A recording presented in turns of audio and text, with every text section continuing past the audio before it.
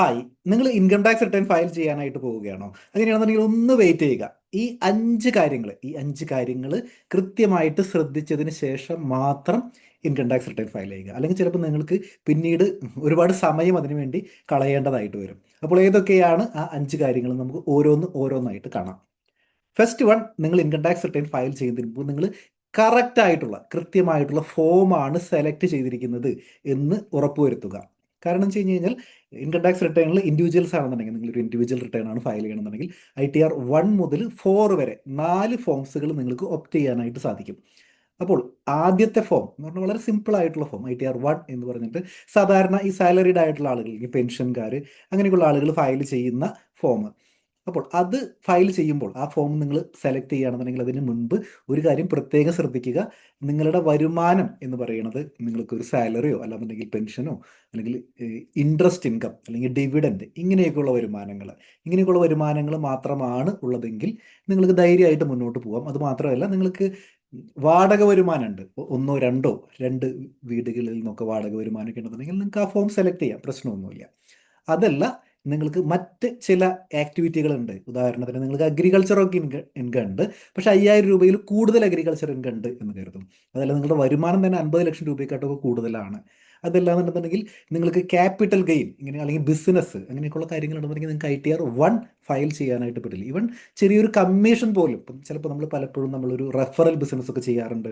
അപ്പോൾ അതിൽ നിന്ന് നിങ്ങൾക്ക് ഏതെങ്കിലും ഒരു റെഫറൻസ് വഴി നിങ്ങൾക്ക് എന്തെങ്കിലും ചെറിയൊരു വരുമാനം, ഒരു 1000 രൂപ പോലും വരുമാനം വരികയാണെന്നുണ്ടെങ്കിൽ പോലും നിങ്ങൾക്ക് ITR 1 എന്നുള്ള ഫോം സെലക്ട് ചെയ്യാനായിട്ട് പറ്റില്ല. അപ്പോൾ 1 എപ്പോഴാണ് ആരൊക്കെയാണ് സെലക്ട് ചെയ്യേണ്ടതെന്ന് മനസ്സിലായല്ലോ. ഇതിന് ITR 2 എന്നുള്ളൊരു ഫോം, ITR 2 എന്ന് പറയുന്ന ഫോം ബേസിക്കലി ഒരു ക്യാപിറ്റൽ ഗെയിൻ ഫോമാണ്. അതായത് നിങ്ങൾക്ക് ഒരു ക്യാപിറ്റൽ ഗെയിൻ ഉണ്ടെന്ന് വിചാരിക്കും, നിങ്ങൾക്ക് ഷെയർ മാർക്കറ്റിൽ നിന്നോ അതല്ല നിങ്ങൾ ഒരു കഴിഞ്ഞ സാമ്പത്തിക വർഷത്തിൽ സ്വർണ്ണോ അല്ലെങ്കിൽ വീടോ ഒക്കെ വിറ്റു എന്ന് വിചാരിക്കും, വസ്തുവൊക്കെ വിറ്റിട്ടുണ്ടെന്ന് വിചാരിക്കും. അങ്ങനെയാണെന്നുണ്ടെങ്കിൽ അതിൽ നിന്ന് നമുക്കൊരു ക്യാപിറ്റൽ ഗെയിൻ കിട്ടും.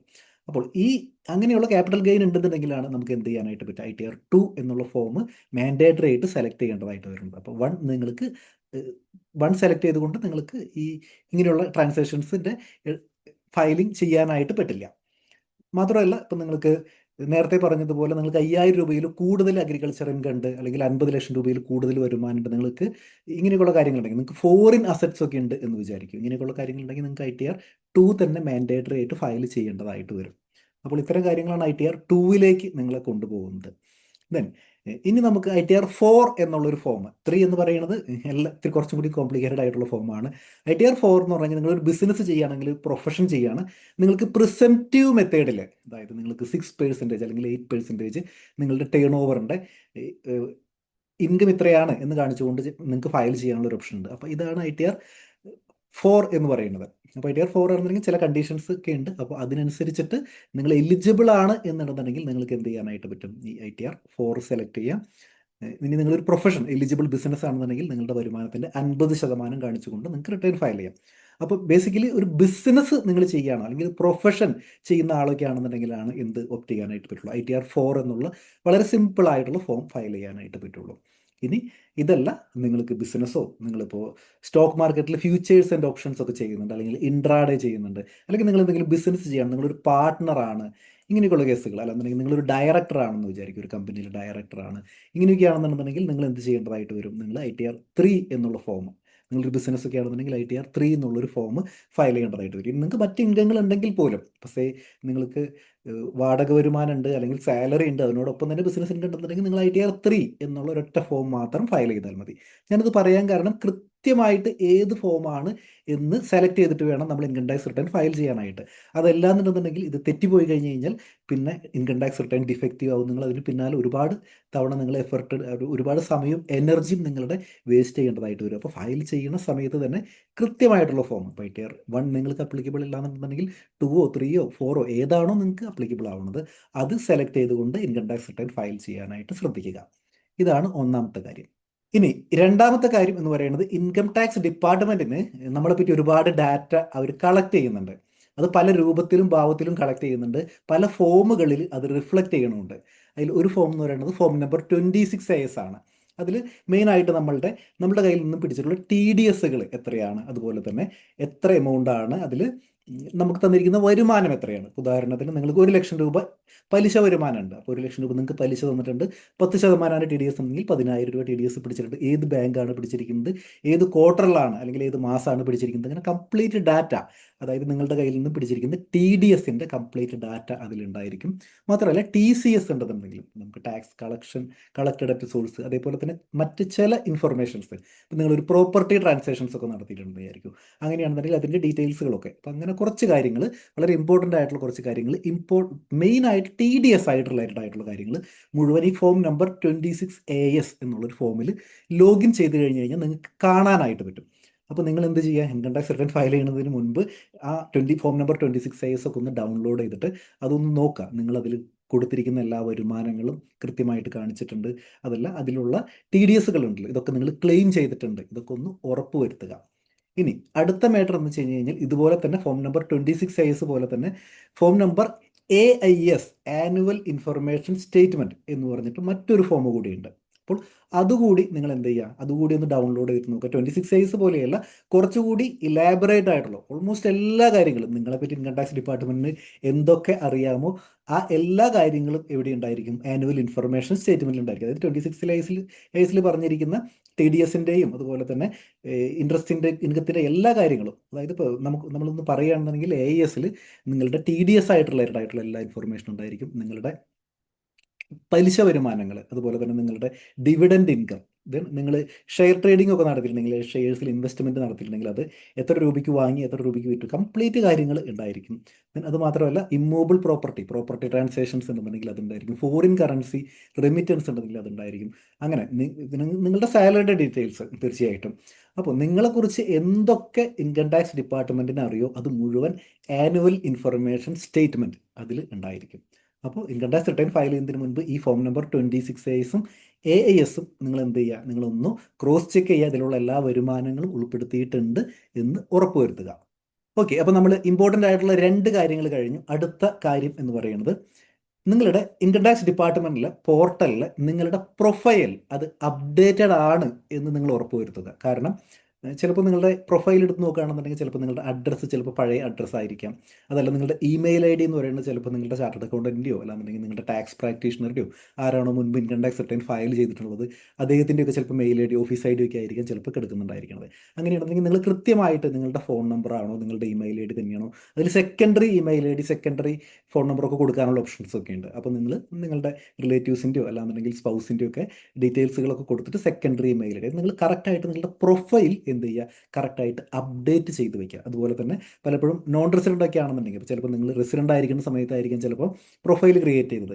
അപ്പോൾ നിങ്ങളിപ്പോൾ നോൺ റെസിഡൻ്റ് ആണെന്നുണ്ടെങ്കിൽ നിങ്ങൾക്ക് അത് അപ്ഡേറ്റ് ചെയ്യാം. നിങ്ങൾക്ക് നോൺ റെസിഡൻ്റ് ആണ്, നിങ്ങളുടെ പാസ്പോർട്ടിൻ്റെ ഡീറ്റെയിൽസ് ഇങ്ങനെയുള്ള കാര്യങ്ങൾ കൊടുത്ത് നിങ്ങൾ ഏത് കൺട്രിയിലെ റെസിഡൻ്റ് ആണ് ഇങ്ങനെയുള്ള കാര്യങ്ങൾ കൊടുത്തിട്ട് എന്ത് ചെയ്യാൻ പറ്റും, അപ്ഡേറ്റ് ചെയ്യാനായിട്ട് പറ്റും. നേരെ തിരിച്ചും ചെയ്യാം. നിങ്ങൾ വൺസ് നോൺ റെസിഡൻ്റ് ആയിരിക്കുന്ന സമയത്തൊക്കെയാണ് പാൻ എടുത്തിരിക്കുന്നത്, അല്ലെങ്കിൽ നിങ്ങളുടെ പ്രൊഫൈലിൽ അങ്ങനെയാണ്, പക്ഷേ നിങ്ങളിപ്പോൾ റെസിഡൻ്റ് ആണ്, അങ്ങനെയാണെന്നുണ്ടെങ്കിൽ നിങ്ങൾക്ക് എന്ത് ചെയ്യാം, നിങ്ങൾക്ക് ഇപ്പോൾ റെസിഡൻഷ്യൽ സ്റ്റാറ്റസ് അപ്ഡേറ്റ് ചെയ്യാം. ദെൻ നിങ്ങൾ ഏതാണ് നിങ്ങളുടെ പ്രസൻറ്റ് അഡ്രസ്സ്, ഇങ്ങനെയുള്ള കാര്യങ്ങൾ അപ്ഡേറ്റ് ചെയ്യുക. മാത്രമല്ല വളരെ ഇമ്പോർട്ടൻ്റ് ആയിട്ടുള്ള വേറൊരു കാര്യം എന്ന് പറയുന്നത് നിങ്ങളുടെ എല്ലാ ബാങ്ക് അക്കൗണ്ടുകളും നമ്മൾ എന്ത് ചെയ്യുക, നിങ്ങളവിടെ മൈ പ്രൊഫൈലിൽ നമ്മളുടെ ബാങ്ക് അക്കൗണ്ടിൻ്റെ കോളത്തിൽ നിങ്ങൾ അപ്ഡേറ്റ് ചെയ്തിട്ടുണ്ടായിരിക്കണം. നിങ്ങൾക്ക് പ്രത്യേകിച്ച് റീഫണ്ട് ഒക്കെ ഉണ്ടെന്നുണ്ടെന്നുണ്ടെങ്കിൽ നിങ്ങൾക്ക് ആ റീഫണ്ട് കിട്ടണമെന്നുണ്ടെങ്കിൽ നിങ്ങളുടെ ബാങ്ക് അക്കൗണ്ടുകൾ പ്രീ വാലിഡേറ്റ് ചെയ്തിട്ടുണ്ടായിരിക്കണം.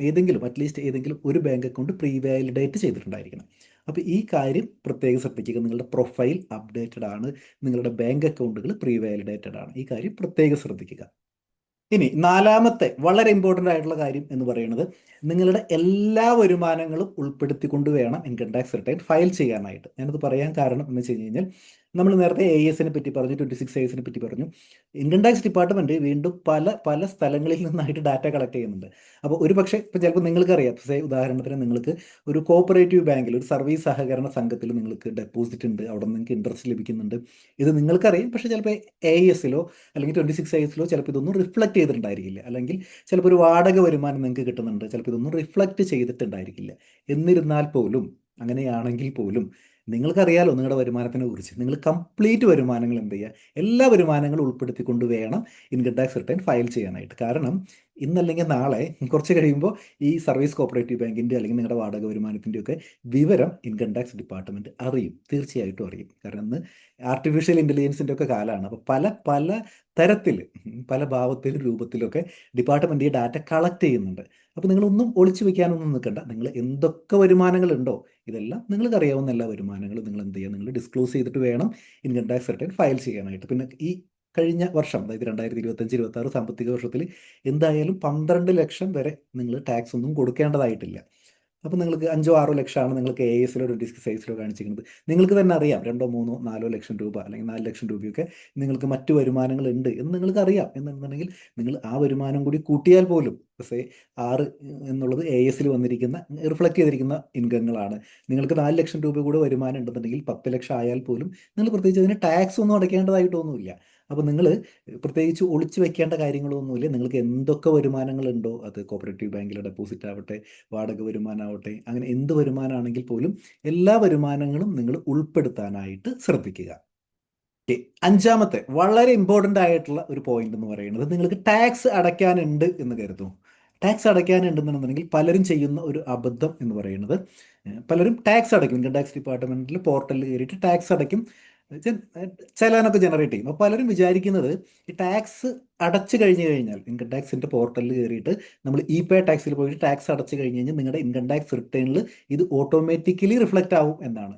അങ്ങനെയല്ല, നമ്മൾ മാനുവലായിട്ട് എന്ത് ചെയ്യണം, ആ ടാക്സ് അടച്ച ചലാൻ്റെ ഡീറ്റെയിൽസ് അവിടെ കൊടുത്താലാണ് എന്ത് ചെയ്യുള്ളൂ, അവിടെ ടാക്സ് പെയ്ഡ് എന്നുള്ള കാര്യം അവിടെ അപ്ഡേറ്റഡ് ആവുകയുള്ളൂ. അല്ലെന്നുണ്ടെങ്കിൽ നിങ്ങൾ ഇൻകം ടാക്സ് റിട്ടേൺ ഫയൽ ചെയ്യുമ്പോൾ സ്റ്റിൽ നിങ്ങൾ ടാക്സ് പേയബിൾ എന്ന് പറഞ്ഞിട്ടായിരിക്കും കാണിക്കുന്നത്. അപ്പോൾ ടാക്സ് അടയ്ക്കാനുണ്ട് എന്നുണ്ടെന്നുണ്ടെങ്കിൽ തീർച്ചയായിട്ടും എന്ത് ചെയ്യുക, നിങ്ങൾ ടാക്സ് അടച്ച് ആ ചലാൻ്റെ ഡീറ്റെയിൽസുകൾ അപ്ഡേറ്റ് ചെയ്യാം. ഇനി മറ്റൊരു കാര്യമുള്ളത്, ചിലപ്പോൾ നിങ്ങളുടെ TDS ചിലപ്പോൾ നിങ്ങൾക്ക് പിടിച്ചിട്ടുണ്ടായിരിക്കും. നിങ്ങൾക്ക് ചിലപ്പോൾ ഒരു ഫോറിൻ ട്രിപ്പോ അല്ലാന്നുണ്ടെങ്കിൽ എന്തെങ്കിലും TDS പിടിച്ചിട്ടുണ്ട് എന്നൊരു ഇൻഫർമേഷൻ ചിലപ്പോൾ നിങ്ങൾക്ക് ഉണ്ടായിരിക്കും. പക്ഷേ ചിലപ്പോൾ AS-ലോ 26 ഒന്നും ഇത് റിഫ്ലക്റ്റ് ചെയ്തിട്ടുണ്ടായിരിക്കില്ല. അങ്ങനെയാണെങ്കിൽ നിങ്ങളൊരു ഫോളോ അപ്പ് എടുക്കുക, അവരടയ്ക്കും എന്ന് ഉറപ്പിട്ടിട്ടുണ്ടെങ്കിൽ നിങ്ങൾക്ക് അതിൻ്റെ ചലാനുകൾ, അതായത് നിങ്ങൾക്ക് 16A ഇങ്ങനെ അല്ലെങ്കിൽ 16 ഫോം 16 പോലെയൊക്കെയുള്ള സർട്ടിഫിക്കറ്റുകൾ ഉണ്ടെന്നുണ്ടെങ്കിൽ അതിന് അനുസൃതമായിട്ട് അതിനനുസരിച്ച് നിങ്ങൾ എന്ത് ചെയ്യുക, ആ TDS ഡാറ്റ അപ്ഡേറ്റ് ചെയ്യുക. അപ്പോൾ സബ്സിക്വൻ്റ്ലി അവർ ഫയൽ അപ്ഡേറ്റ് ചെയ്യുമ്പോൾ നമ്മളിവിടെ റിഫ്ലക്റ്റ് ചെയ്തിട്ടുണ്ടായിരിക്കാം. പിന്നെ ലാസ്റ്റ്ലി മോസ്റ്റ് ഇമ്പോർട്ടൻ്റ് ആയിട്ടുള്ളൊരു കാര്യം, നിങ്ങൾ ഓൺലൈനായിട്ട് ജസ്റ്റ് റിട്ടേൺ ഇങ്ങനെ ഫയൽ ചെയ്ത് പോകുമ്പോൾ നിങ്ങൾ സബ്മിറ്റ് ചെയ്തതിന് ശേഷം, ഇൻകം ടാക്സ് റിട്ടേൺ സബ്മിറ്റ് ചെയ്തതിന് ശേഷം നിങ്ങൾ റിട്ടേൺ വെരിഫൈ ചെയ്യുക. ഞാനത് തീർച്ചയായിട്ടും പറയുന്നു, ഒന്നും കൂടി റിമൈൻഡ് ചെയ്യുന്നു, നിങ്ങൾ റിട്ടേൺ സ്പോട്ടിൽ തന്നെ അപ്പം തന്നെ എന്ത് ചെയ്യുക, വെരിഫൈ ചെയ്യുക. നിങ്ങൾക്ക് ആധാർ OTP കൊടുത്തിട്ട് വെരിഫൈ ചെയ്യാം, അല്ലെങ്കിൽ നിങ്ങളുടെ ബാങ്ക് അക്കൗണ്ടിൻ്റെ ഡീറ്റെയിൽസ് കൊടുത്തിട്ട് നിങ്ങൾക്ക് ഒരു EVC ജനറേറ്റ് ചെയ്തിട്ട് വെരിഫൈ ചെയ്യാം. നിങ്ങൾക്ക് ഡിമാറ്റ് അക്കൗണ്ട് കൊടുത്തിട്ട് വെരിഫൈ ചെയ്യാം. നിങ്ങൾക്ക് ഡിജിറ്റൽ സിഗ്നേച്ചർ ഉണ്ടെങ്കിൽ അങ്ങനെ വെരിഫൈ ചെയ്യാം. അങ്ങനെ ഒരുപാട് ഓപ്ഷൻസ് ഉണ്ട്. ഞാനത് പറയാൻ കാരണം വെച്ച് കഴിഞ്ഞാൽ, നിങ്ങൾ എപ്പോഴാണോ ആ ഒരു സ്ട്രെച്ചിൽ തന്നെ നിങ്ങൾ ഇൻകം ടാക്സ് റിട്ടേൺ ഫയൽ ചെയ്ത് ആ ഒരൊറ്റ ഫ്ലോയിൽ തന്നെ എന്ത് ചെയ്യുക, നിങ്ങളുടെ റിട്ടേണും കൂടി വെരിഫൈ ചെയ്യുക. അതല്ല, നിങ്ങൾക്ക് സബ്സിക്വൻ്റ്ലി 30 ഡേയ്സിനുള്ളിൽ പ്രിൻ്റൊക്കെ എടുത്തിട്ട് ബാംഗ്ലൂർക്ക് അയച്ചു കൊടുത്തിട്ട് റിട്ടേൺ ഒക്കെ വെരിഫൈ ചെയ്യാം. പക്ഷേ അതങ്ങാനും മിസ്സായി പോയി കഴിഞ്ഞ് കഴിഞ്ഞാൽ, അത് 30 ഡേയ്സിനുള്ളിൽ കിട്ടിയില്ല, അങ്ങനെയാണെന്ന് വെച്ച് കഴിഞ്ഞാൽ, അത് മിസ്സായി പോയി കഴിഞ്ഞ് കഴിഞ്ഞാൽ എന്താ പ്രശ്നം എന്ന് വെച്ച് കഴിഞ്ഞ് കഴിഞ്ഞാൽ, എന്നാണോ ഇതവിടെ കിട്ടുന്നത് അന്നായിരിക്കും നിങ്ങൾ റിട്ടേൺ ഫയൽ ചെയ്തത് എന്ന് കണക്കാക്കാം. പക്ഷേ 30 ദിവസത്തിന് ശേഷമാണ് കിട്ടിയെന്നുണ്ടെന്നുണ്ടെങ്കിൽ അന്ന് റിട്ടേൺ ഫയൽ ചെയ്തു. 30 ദിവസത്തിനുള്ളിൽ കിട്ടുകയാണെന്നുണ്ടെങ്കിൽ അത് ആ ഡേറ്റിൽ തന്നെയായിരിക്കും കണക്കാക്കുക. അതല്ല 30 ദിവസത്തിന് ശേഷമാണെന്നുണ്ടെങ്കിൽ എന്ന് കിട്ടുന്നു അന്ന് റിട്ടേൺ ഫയൽ ചെയ്തു എന്നായിരിക്കും എന്ത് ചെയ്യുക, സിസ്റ്റം അത് അപ്ഡേറ്റ് ചെയ്യുക. അപ്പോൾ ഇൻട്രസ്റ്റ് ഒക്കെ ഉണ്ടെന്നുണ്ടെങ്കിൽ വീണ്ടും ഇൻട്രസ്റ്റ് ഒക്കെ കൊടുക്കേണ്ടതായിട്ട് വരും. അപ്പോൾ അതിനൊന്നും നിൽക്കേണ്ട കാര്യമില്ല. നിങ്ങൾക്ക് ആധാർ OTP നമുക്ക് എല്ലാവർക്കും ഉണ്ട്. ആധാർ OTP വെച്ചിട്ട് സ്പോട്ടിൽ തന്നെ വെരിഫൈ ചെയ്യാനായിട്ട് ശ്രദ്ധിക്കുക. ITR-1 എങ്ങനെയാണ് ഫയൽ ചെയ്യേണ്ടതെന്നതിനെ കുറിച്ച് വളരെ ഡീറ്റെയിൽ ആയിട്ടുള്ള ഒരു വീഡിയോ നമ്മുടെ ചാനലിൽ ഇട്ടിട്ടുണ്ട്. അപ്പോൾ നിങ്ങൾക്കൊരു ഗൈഡൻസ് വേണ്ട ആളുകൾക്ക് സ്റ്റെപ്പ് ബൈ സ്റ്റെപ്പ് ആയിട്ട് എങ്ങനെ, എവിടെ ക്ലിക്ക് ചെയ്യണം, എന്തുകൊണ്ട് ഓരോ ഫോമും, എന്തുകൊണ്ട് ഓരോ പാർട്ടും എങ്ങനെ സെലക്ട് ചെയ്യണം എന്ന് വളരെ ഡീറ്റെയിൽ ആയിട്ടുള്ള സ്റ്റെപ്പ് ബൈ സ്റ്റെപ്പ് വീഡിയോ ആണ്. അപ്പോൾ അതിൻ്റെ ഹെൽപ്പ് വേണ്ട ആളുകൾ തീർച്ചയായിട്ടും ആ ഒരു വീഡിയോ ഒന്ന് കണ്ടു നോക്കുക. ഇൻകം ടാക്സുമായിട്ട് ബന്ധപ്പെട്ട് മലയാളത്തിൽ ഏറ്റവും കൂടുതൽ വീഡിയോസ് ഉള്ളത് നമ്മുടെ ചാനലിലാണ്.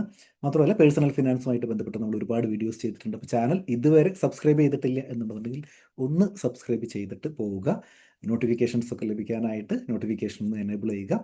അപ്പോൾ വീണ്ടും ഇതുപോലെയുള്ള ഇൻഫോർമേറ്റീവ് ആയിട്ടുള്ള കണ്ടന്റുമായിട്ട് വീണ്ടും കാണാം. Thanks for watching.